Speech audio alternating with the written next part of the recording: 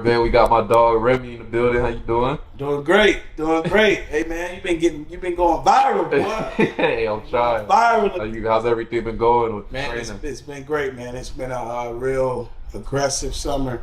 Yeah. I think a lot of guys are motivated, from vets on down to young guys this year. I think the NBA is in good hands. How was it coming up Miami? I know you moved here when you were 2. Yep. So- I was born in Boston. Nobody really knows, but I moved here when I was 2. So, real Miami dude. Shout out to Boston too. What a town. But how was it growing up in Miami? And growing up in Miami was great, man. It was a lot of kids, a lot of block football, a lot of outside activities. Is different than now. Kids stay inside and is on video games all day. So there's a lot of playing at the parks and doing those type of things. It wasn't no training going on like now. Like we used the hood and the older guys to get better, to push us and teach us how to compete and be competitive. So growing up in Miami was great, man. Even though it was a football state, you had to play football. I don't care if you played volleyball, basketball, baseball. You played football at some point in time before you figured out what sport you wanted to do. So growing up in Miami was amazing. When would you say you took the training path when you got here? When did you start getting into training? I moved to Broward County actually when I was in like 7th grade, and my parents got a better opportunity, so we moved out in the Cooper City area, and it was tough because it was such a culture shock, different from how we grew up in Miami Gardens or Carol City, whatever you want to call it.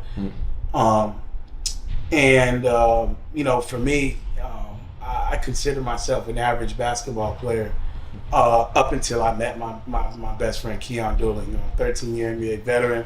He really taught me how to work on my game. So I went from average to really good to getting myself a college scholarship. You know what I mean? Being able to think things that wasn't going to happen or wasn't in my future to turn it into being in my future. You know what I mean? Through just hard work. I feel like it was a secret to everybody, the type of kids that we grew up with. It was a secret that staying in the gym, working on certain things can actually get you better. I fell in love with that process.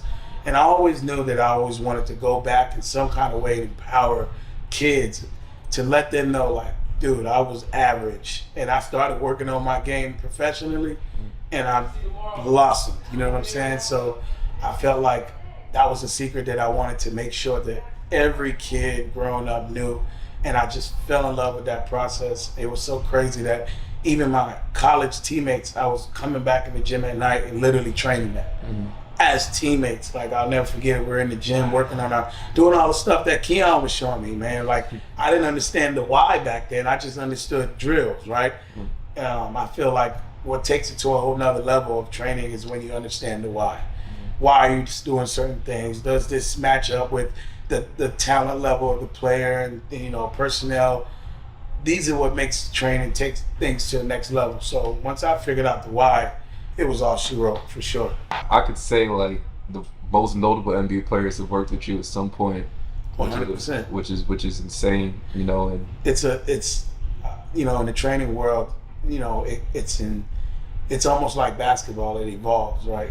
When I was first starting and getting big in Miami, it was no other people.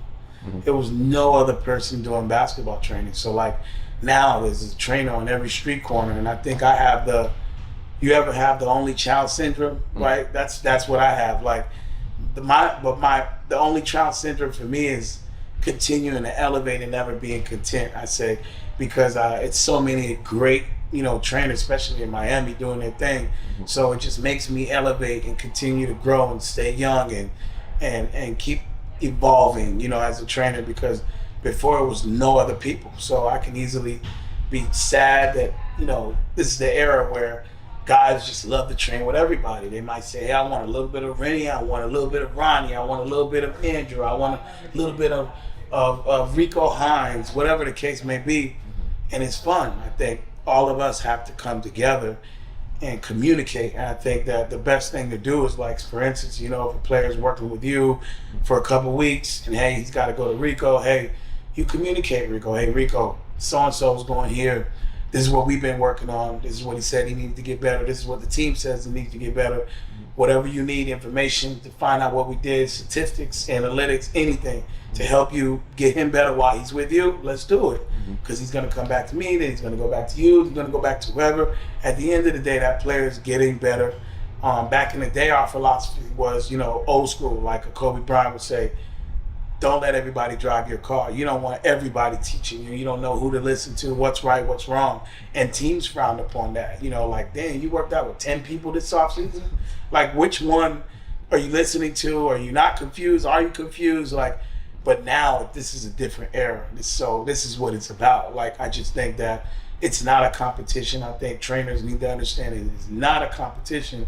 It's all about training the player that's in front of you, right? And getting out of our feelings and saying, well, that's my guy. And, I think trainers have to stop looking forward to seeing a player do well and to be able to post something that you were doing in the gym.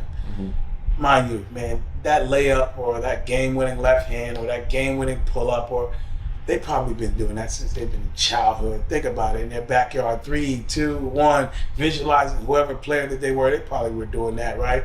It's not that we don't get credit, it's just we can't be bigger than the player. At the end of the day, the player put the work in. The player was dedicated. The player was focused. The player was locked in. So the player gets most of the credit. I think we just bring it out in them, right? You might have all the talent in the world. If I'm able to help you bring it out a little bit and increase your percentage and teach you certain things, and man, I'm all for it, Definitely. For you, who's the first NBA client you had when you initially started?